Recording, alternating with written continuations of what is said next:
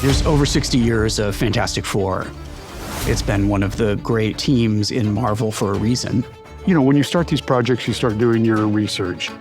And as part of that homework, we did go back and look at the Corman Fantastic Four version. We watched it. We got excited about it. And, you know, Matt came into my office one day while we were prepping and he said, you know, it'd be really great to honor them somehow. We got to get them in this movie. And then shortly after, Kevin and I were chatting. I said, hey, Matt's got this idea about getting the original Fantastic Four in this movie. What do you think? And he said, oh, man, that's the coolest ever. And from that day forward, we were just honestly looking for the right opportunity. And we found it. They came in. That was one of my favorite days on set. And you just saw the light in their eyes.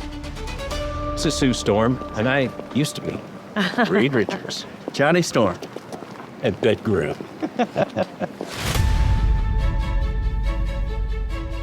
The basic backstory is there was a film producer by the name of Bernd Eichinger, and Bernd had the rights, apart from Marvel, for the Fantastic Four, and he was going to lose the rights unless he went into production by a certain date. So he goes to Roger Corman and says, hey, I want to make this movie. Can you make this movie and make it right now and make it cheap? And Roger says, sure. We put together this $1 million movie, which for Corman was actually probably a very big budget at the time, but certainly not a budget that you need for a movie like the Fantastic Four. They did a lot of things right in that movie, and I've had a conversation with all four of them. One of the things I think they did extremely well was the character relationships. It holds up.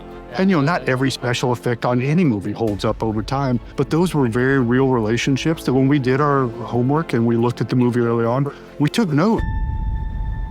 The phrase happy accident can come to mind to answer the question of why was the casting so good, especially under the gun in a situation that sort of needed to fit right away. The fact that we were given these roles relatively easily because they were under the gun allowed us to either trust ourselves or not. And part of the reluctant superhero dynamic of the dysfunctional Fantastic Four are embodied in the way the four of us worked with each other.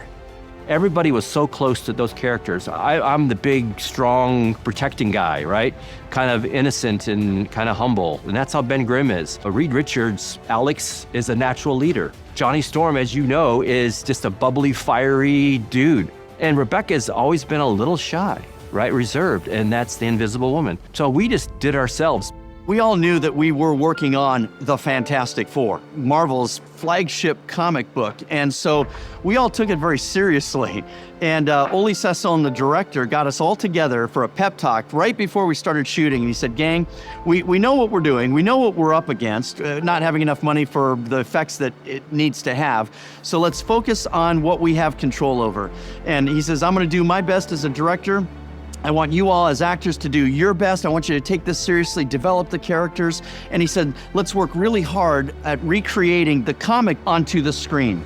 We were trying to be true to the comic book because we knew the audience. Like we owed it to the audience. You go, they know this better than we do, so we better be accurate. And so we didn't even set out to go, oh, it's a period piece. You just go, well, it looks like this because that's what it looked like in the comic book. And so it gave it a little kind of timelessness just organically.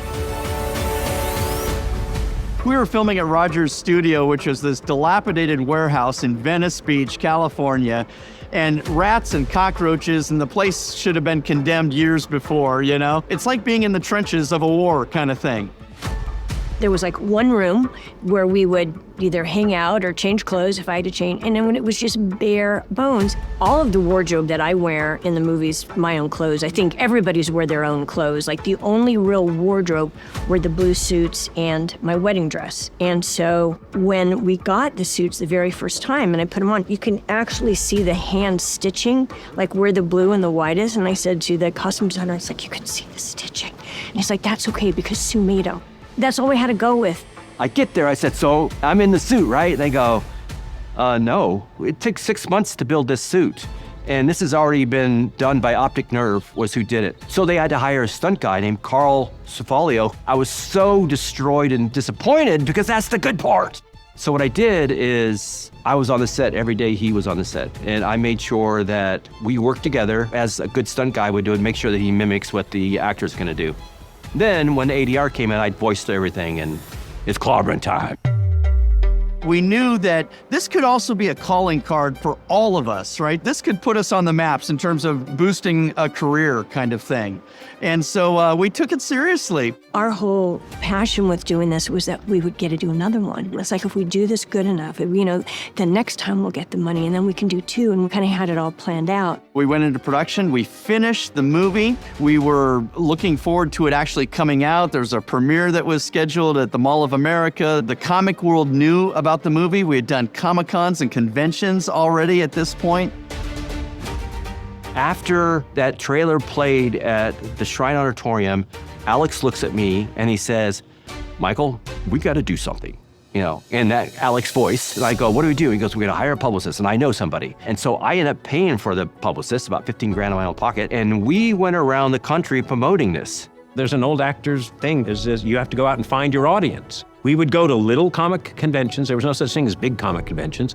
I think we went to one of the original San Diego Comic-Cons, which was in a hotel, and we would show the trailer, and we would sign pictures. We were on Hollywood Reporter, a Film Thread, all these different things, just crazy. And then we promoted, we said, screw it, we're gonna keep going, and we did. And then come I think it was in either end of November or December, Oli called us and said, hey, you need to stop. The rights have been sold. The plug got pulled, it disappeared. And then that's what's then become just Hollywood lore for these last 30 years. It really makes me emotional because it was a real effort of love and fun. Films get shelved every day, we all know that, but not the way ours did, and that really hurt us. Maybe 10 years later, the internet magnified all of that. So we were like a little fungus that grew into a big mushroom, If they had just done it by the contract and, okay, now it's January 1st, we got some stuff in the can, thanks and go home, there never would have been a movie. And I have to say, one time we were at a Comic-Con in St. Louis, and they actually showed it in one of the ballrooms. The sound is incredible, and the music. And by that time, the things that were kind of cheesy weren't cheesy, stupid cheesy, it was funny. And the stuff that was so sincere was kind of fun. And to watch it with an audience and you hear people laugh, you hear people cheer, you get goosebumps, the music, you get a little teary-eyed. It was so phenomenal. Once we understood that people refer to this film as a hidden gem through internet and whatnot, we were here all along, and finally we're in the right place at the right time to contribute. And yes, we are all thrilled to that. Thank you, Fantastic Four! We gotta go again on that one. I can't count. 3, 2, 1, action! Thank you, Fantastic Four! For the last 30 years, all of us, we've only ever wanted some kind of acknowledgement that a movie was made, right? That this movie exists. And whether we thought, oh man, would it be great if Marvel maybe put it on some DVD as an extra or a special or this, that, or the other. But as Rebecca was saying, we were talking earlier, and she said, but this is the one. This is the right one. There's something special, I think, about this version that's being made. And for us to fit in with this version, we had to wait 30 years, and that's okay. Thank you very much, everybody.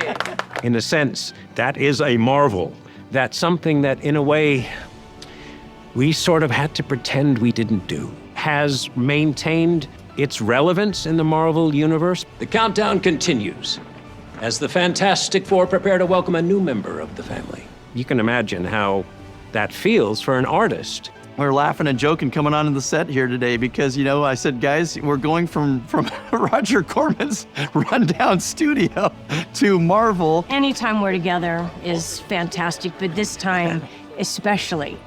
And to be included now in the Marvel universe, it was elation. I mean, it was just a thrill. Again, this is 30 years in the making for us. This is truly coming full circle. There he is. There we are. That's what we did. There we are. And what was now next? Yeah. Then Onward? What did we say? Excelsior. Excelsior. Excelsior. I think we need another take of that. Hold on. All right, here we go. He's really the leader. And Excelsior. No, I need to go again. Thanks for having us.